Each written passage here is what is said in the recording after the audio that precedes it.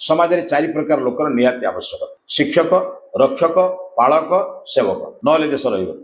शिक्षक नहले देश रहिबो शिक्षक माने आगे त्याग करथिले ना तापर आगे भोग कले ट्रेनिंग टा आगे ना पाठ पढ़ाटा आगे जो 10 मास ट्रेनिंग नेनी सेति बोधे ट्रेनिंग आउ तापर पढ़ेबार ना अरे 10 मास त्याग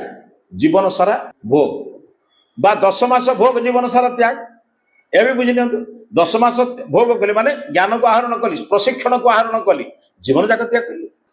भोग पर त्याग त्याग पर मु पुणी त्याग कली मते पुणी भोग मिलला मु गोटे मास पिला परिश्रम कली मते तापे अर्थ मिलला गोटे श्रमिक गोटे जिनस अत्यंत प्रवीण होइछि से आगे तार प्रवीणता को आपण घर को जने पाइप बागे को आछ आपण घर जने एसी बागे को आछ तार ज्ञान को से त्याग कला तापर आपण तो भोग देले ना आपण ता कामटा के से कला परिसर पर से बागला मते एति पैसा दियो जीवन रे प्रति समय रे त्याग न केले भोग हबो नाही